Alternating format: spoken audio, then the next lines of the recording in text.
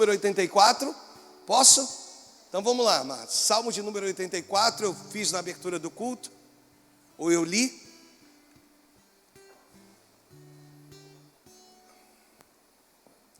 Aqui uns 20 minutinhos aqui para compartilhar algo com vocês.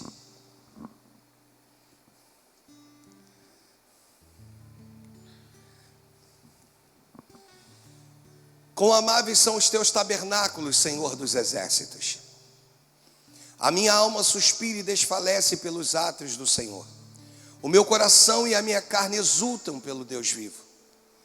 O pardal encontrou casa e a andorinha ninho para si, onde acolha os seus filhotes, e eu os teus altares, Senhor dos exércitos.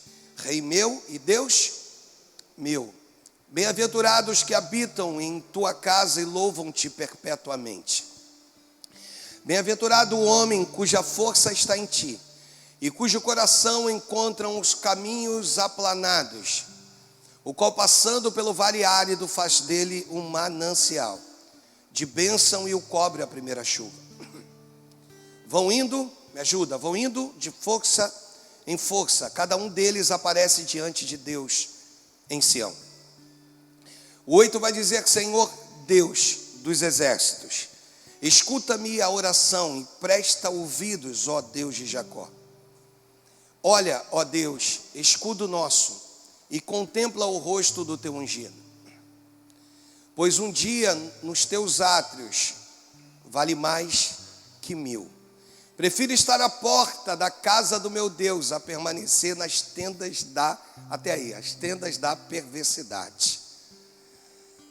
Deixa eu orar. Deus e Pai, fala conosco. Eu quero te agradecer pelo Senhor ter sempre algo a colocar no nosso coração. E nesse domingo pela manhã, esse é o texto, Salmos de número 84. Pelo menos o versículo 1 ao versículo 10, Senhor. Então inunda os nossos corações. É o que eu quero te pedir, no nome de Jesus. E se você crê, diga amém e amém. Você sabe que a tribo de Corá, esse salmo é um cântico dos filhos de Corá. A tribo de Corá, ela foi um dia dizimada. Por quê, pastor? Porque ela se rebelou contra Moisés. O Senhor fez abrir uma fenda que engoliu eles. Então, posso repetir isso?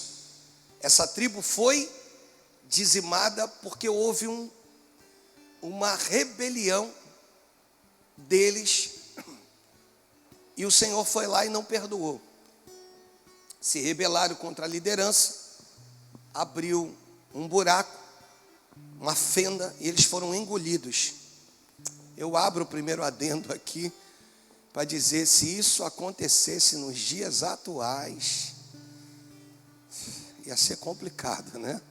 Imagina, se rebelou contra a liderança, abre um buraco e vlau. E o interessante aqui é porque foram engolidos em médias de 250 da tribo de Corá. Seria o fim dessa tribo. Seria o extermínio de toda a tribo. Só que Deus preservou. Me ajuda, Deus? Vamos lá, Deus. E eu começo a ministrar a partir de agora, amados. Onde abundou o pecado, superabundou a graça de Deus. Um dia alguém me perguntou assim: por que você e não eu? Por que Deus fez na tua vida e não fez na minha? Você que outrora cometeu erros e falhas. E essa pergunta não foi de uma pessoa só. Algumas pessoas já questionaram isso. E eu, um dia, no auge de também perguntar para Deus: Senhor, por que eu? E é interessante que é uma resposta de Deus que é diferente daquilo que você espera. Eu esperava talvez uma explicação de Deus. Eu esperava que Deus viesse e me dissesse assim: não, olha, eu tenho um propósito, eu um dia vou te fazer pastor, eu um dia vou te colocar numa liderança, eu um dia... E a resposta foi muito cirúrgica. A resposta foi assim: porque eu quero. Então existem coisas que o pai estabelece, ele não tem que te dar explicação. Ele simplesmente diz: porque eu quero. E a tribo de Corá, eles eram para ser completamente dizimados, mas Deus preservou. Me ajuda, Deus? Eu vim te dizer hoje que eu não sei a história da tua família, eu não sei a quem vocês serviam no passado, eu não sei se vocês serviam a entidades, a espíritos malignos, se você fazia parte ou a sua família fazia parte de um clã, acreditando nisso. Mas uma coisa eu sei que quando Deus escolhe, Ele captura. Você está entendendo? Diga amém. Ele tira você do lamaçal, de um tremendal de lamas, e o firma os seus pés sobre um lugar, sobre uma rocha, em nome de Jesus. Então hoje eu estou falando aqui com pessoas que foram resgatadas, que foram poupadas. Para quê, pastor? Para que uma nova história comece a partir da tua vida, em nome de Jesus. Então Deus vai lá e preserva. Diga assim: Deus preservou a minha vida. Diga: Deus preservou a minha família, para fazer a diferença nesses dias. Vamos mais uma vez, nova unção. Diga assim: Deus preservou a minha família, Deus preservou a minha vida, para fazer uma nova história na vida de muitas pessoas. Você é sal e você é luz. Você crê nisso? Dê uma salva de palmas ao Senhor.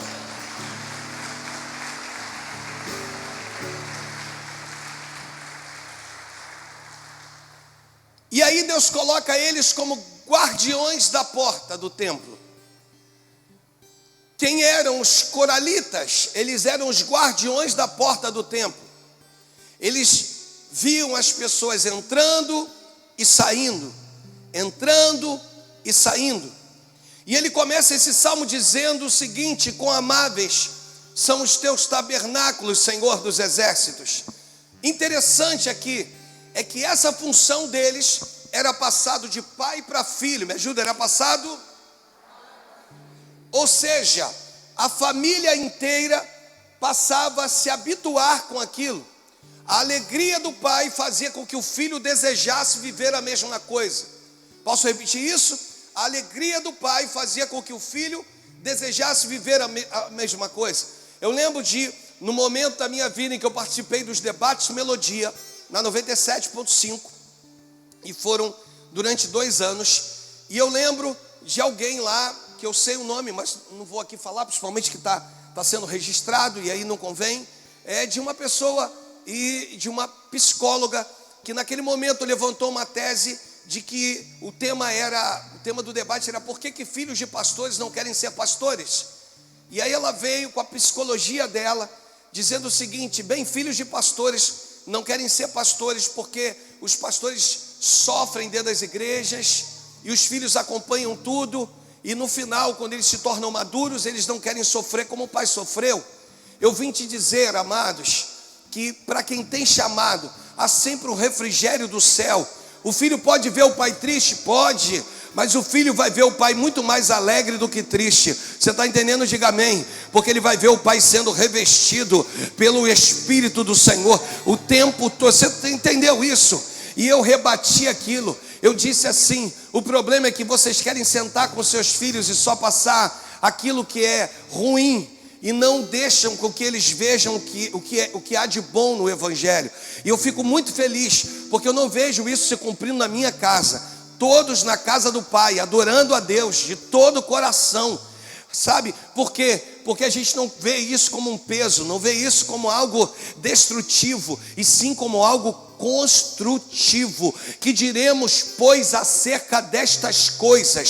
Se Deus é por nós, quem será contra nós? Eu e a pastora Deise temos muitos motivos para comemorar. Dentre eles, um laudo. Ela não sabe que eu estou te contando isso, mas chegou um laudo para a gente. um laudo médico, e através do laudo, ela vai precisar agora, dia 21, passar por uma cirurgia, mas eu sei em quem eu tenho crido, nós sabemos em quem nós temos crido, e a gente veio, está ela lá em cima atendendo, e a obra não para por esse motivo. Que diremos, pois, acerca destas coisas? Se Deus é por nós, quem será contra nós? Então nada vai nos parar, nada vai nos impedir. E aí eles descobrem algo. Eles descobrem que quão amáveis são os teus tabernáculos, Senhor dos exércitos. Ele vai dizer lá no versículo de número 3, que até o pardal encontrou casa e a andorinha fez ninho. Ou seja, o lugar é tão bom que até as aves dos céus desejam habitar nesse lugar. Deus está falando com você a respeito de um impacto do lugar. E olha, pasmem, eles só ficavam à porta. Eles só ficavam. E o que motivava eles? Falei na abertura do culto. O que motivava? Era a maneira que as pessoas entravam e a maneira que as pessoas... cuidar da porta. Não importa o que você faz na casa de Deus, não importa a sua posição, se você acha que ninguém te vê, ninguém te percebe, o que importa é você fazer com excelência aquilo que Deus confiou nas tuas mãos. E aonde vem a renovação? A renovação vem, Cláudia, quando você vê as crianças entrando de uma maneira, crescendo, evoluindo e saindo de outra. É isso que nos importa. É isso que alimenta o nosso ser. É isso que nos impulsiona. É isso que nos dá vigor. Eu estou cuidando da porta, não importa. Desculpa, a porta e não importa. Quão amáveis são os teus tabernáculos. Os teus tabernáculos, sabe? Todos cuidavam da porta. O problema não é o caminho, amados. O problema é quem está nos levando pelo caminho, entende? Eu falei aqui, queridos, preste atenção numa coisa. É péssimo você ser guiado por alguém que não tem um caminho definido dentro do coração. Isso é péssimo, sabe? Você está aqui na igreja. Por que as pessoas vieram de lá para cá, da igreja antiga para essa? Por que as pessoas vieram aqui e ofertaram? Elas, sabe, deram seu tudo. Quando não tinham recursos de forma braçal, elas viajaram conosco aqui nesse sonho. Mas por quê? Porque Deus já havia liberado um caminho aplanado no meu coração. E é muito bom quando você segue alguém que tem um caminho aplanado no coração, irmãos. É muito bom quando você está olhando e tu está dizendo assim, porque, sabe por quê, queridos? Porque Deus não fala com Isaac, Deus fala com Abraão. Isaac vira para o pai e diz assim: pai, tem aqui o cutelo, tem o fogo, tem a lenha, cadê o holocausto? Mas Deus já havia falado com Abraão lá no Gênesis 22, versículo 1, toma o teu filho, teu único filho, a quem tu amas, e tu vai me oferecer ele em holocausto, lá no monte que eu vou te mostrar. Eu vou te mostrar. E é isso que importa para nós. Deus não fala com Isaac, Deus fala com o pai, com Abraão. O que isso significa, pastor? Muita coisa. A geração de Isaac é a geração que não precisa ouvir a voz de Deus, portanto que ela esteja guiada por alguém que já ouviu a voz do Senhor. Você está entendendo? Diga amém. Quando você está sendo guiado por alguém que já ouviu a voz, você não precisa ouvir. Vai chegar o teu tempo de ouvir a voz. Você entende? Lá no 26, depois chega o momento em que Deus vira para ele e vai falar com ele. Não desças, versículo 26, versículo 2, não desças ao Egito, permaneça na terra que eu te disser. Eu vou te fazer prosperar nessa terra, e é isso que te importa. Assim como eu fiz com teu pai, eu vou fazer contigo. Ei, eu vou abençoar a tua descendência, eu vou multiplicá-los. E é isso que você precisa entender hoje. Que de repente você não ouviu a voz do pai, mas você tem uma liderança que está sintonizada e que ouviu a voz de Deus. E se você tem isso, irmãos, siga-o. Vem, Paulo vira e diz assim: sede, pois, meus imitadores, assim como eu sou de Cristo. Que loucura isso. Ele está dizendo o quê, pastor? Que eu devo imitá-lo assim como ele imita Cristo. Mas ele era um homem imperfeito. Paulo está dizendo o seguinte: que a graça do Pai encobre as imperfeições. Quando eu estou debaixo da graça, vocês podem me imitar, porque a graça do Pai tem o poder de encobrir as minhas imperfeições. Pegou no teu espírito? Então por isso o salmista vai dizer aos filhos de Corá: quão amáveis são os teus tabernáculos. Versículo 3 ele diz: até a andorinha encontrou ninho. O pardal encontrou casa, a andorinha, ela fez ninho para si, onde acolhem os seus filhotes. E eu, Senhor, os teus altares, Rei meu e Deus meu. É isso que importa para nós. É quando você entende isso. Quando você anda com Deus, você pode estar aqui, mas os seus olhos veem onde Ele vai te levar. Os teus olhos conseguem contemplar. Você está aqui nesse culto hoje, mas quando você está andando com Deus, você contempla. Ele te leva a uma dimensão. Ele te mostra muito mais do que o que você tem capacidade. Sabe? O que o salmista está dizendo é a respeito de uma visão. A visão da chegada sustenta o caminho. Ele está falando do templo, de um percurso a ser percorrido, até chegarem à porta do templo. Tem um percurso, tem uma trajetória. E ele está falando sobre isso. Mas a visão da chegada sustenta o caminho. Pegou ou não pegou? Posso melhorar isso? Posso? Repita comigo: eu sei quem eu fui, sei quem eu sou e sei para onde eu vou.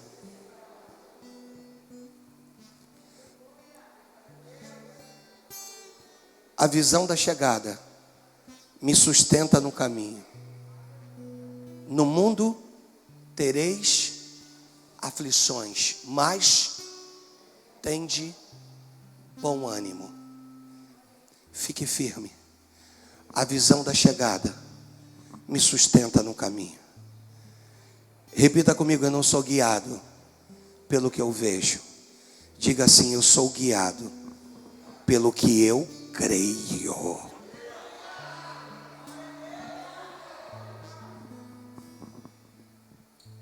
No versículo de número 4, ele vai dizer: bem-aventurados os que habitam em tua casa e louvam-te perpetuamente. Diga assim: louvam-te perpetuamente. Repita comigo: não importa o que aconteça, há um louvor. Melhor, existe um louvor pronto para sair dos meus lábios. Não importa o que aconteça, louvam-te perpetuamente. Mas os dias são maus, louvam. Mas os dias não tem, o desemprego bateu a minha porta. Louve ao Senhor. Louvam-te perpetuamente. Você está entendendo? Diga amém. É isso. Deixa eu te dar aqui alguns pontos aqui. Tem algo muito legal. Eu não gosto da tribulação. Quem gosta de tribulação, irmãos? Se eu liberar agora, você vai passar por um tempo de tribulação, você não vai nem dizer amém. Cá para nós, chega. Pandemia doída. Chega, que loucura, pastor. Eu não gosto da tribulação, mas eu amo aquilo que ela produz em mim. Tribulação que não produz não serve de nada.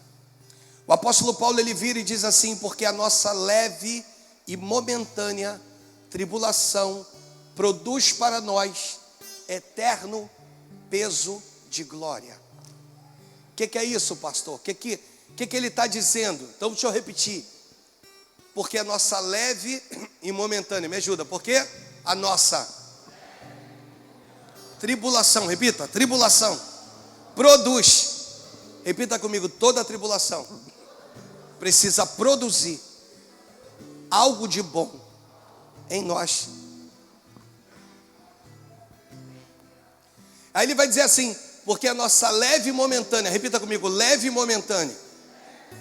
Duas palavras espetaculares, né? Repita comigo, leve e momentâneo. Aquilo que tu acha que é pesado, Deus manda eu te dizer que é leve.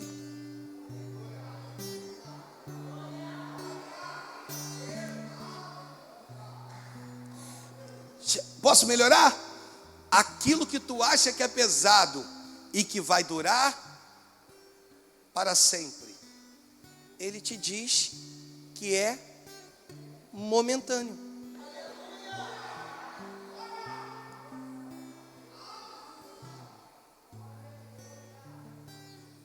Eu amo quando o rei Dário vai lá e sela com seu anel.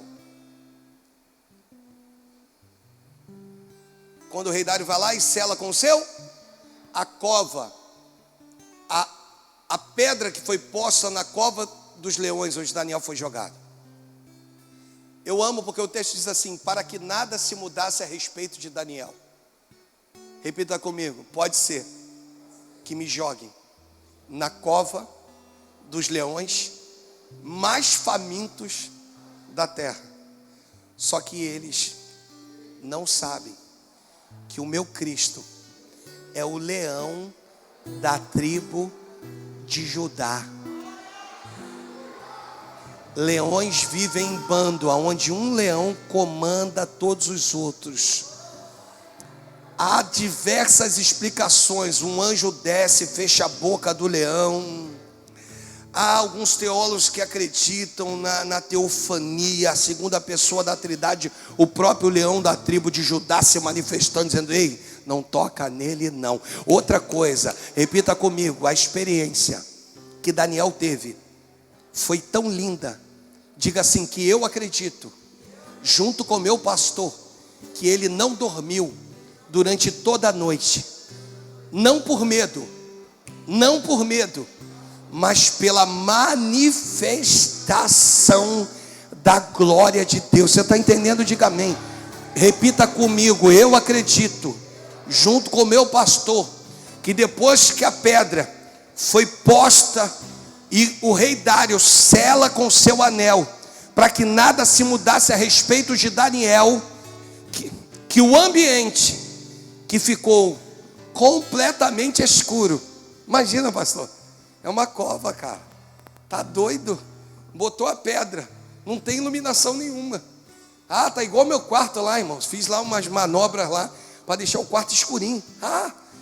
Apaga tudo. Por último, ficava piscando a luz do ar-condicionado. Falei, tem que ter. Olhei no controle, tem lá, não perturbe. Eu apertei. Falei, a luz apagou. Falei, Jesus, não perturbe. Eu imagino que nesse ambiente de escuridade, desse ambiente que fica tudo breu, tudo escuro, que quando o Senhor se manifesta, Romulo, Ele é a própria luz. Então não há escuridade, não há escuridão, como queira, que poderá atrapalhar o brilho de Jesus na tua vida. Não tem nada nem ninguém que possa atrapalhar Aí Paulo vai dizer: porque a nossa leve e momentânea tribulação, o que ele diz? Produz. O que ele diz? Deixa eu repetir: tribulação que não produz não serve de nada. Mas eu continuo para encerrar essa mensagem agora. Aí ele vai dizer: eterno peso de glória. Eterno peso de? O que ele está falando? Bem, está falando dos açoites, dos naufrágios, dos apedrejamentos que ele sofreu. Ele está dizendo das perseguições. Ele está dizendo das traições. Ele está dizendo o seguinte: bem, quando eu ponho numa balança, de um lado, tudo que eu vivi, 30 anos de ministério naquele momento, de tudo que ele havia sofrido em prol do evangelho, e do outro lado eu ponho o peso da glória de Deus, eu vejo que tudo que eu vivi é uma ninharia mediante a tudo que representa o peso da glória de Deus. Por isso ele diz: porque a nossa leve e momentânea tribulação produz para nós eterno peso de glória. Ele está dizendo: a glória dele, podem vir os músicos, é maior que todas as coisas. A glória dele é mais forte que todas as coisas. Tudo que eu vivi, ou tudo que eu já enfrentei até o dia de hoje, não pode ser comparada à glória de Deus na minha vida. Você entendeu? Bate palma para Jesus.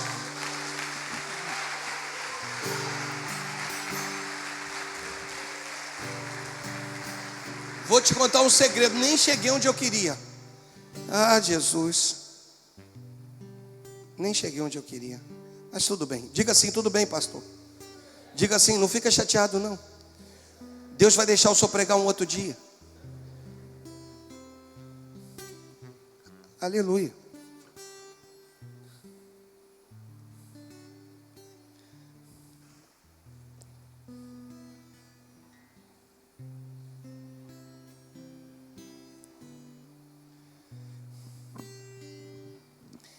Tudo vai da visão. Uma pessoa contrata um fotógrafo e ela precisa que esse fotógrafo então bata fotos. E esse fotógrafo chega na casa dessa pessoa meia hora antes do horário marcado. Quanto tempo? E fica aguardando por esse casal que ele vai levar a um determinado lugar bonito para bater fotos, Nayara.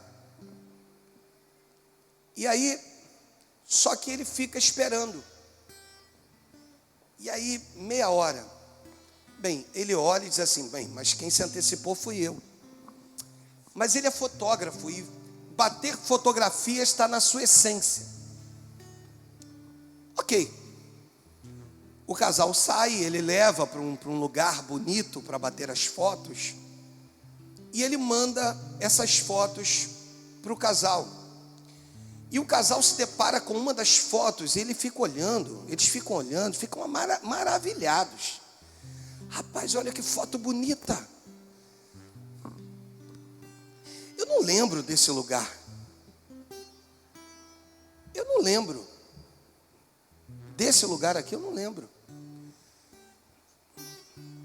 Nós fomos para lá, depois nós fomos para lá. Aí ligam para o fotógrafo, Márcio. Aí perguntam para ele o seguinte: tem uma foto que você nos enviou e que nós não sabemos, é a foto mais bonita, tem certeza? Será que você não errou, não mandou a foto de uma outra pessoa? Tem uma imagem aqui linda. Aí o fotógrafo, não, pô, essa foto é de vocês. Mas como nossa? É de vocês. Essa foto eu tirei do jardim da casa de vocês, enquanto vocês se arrumavam.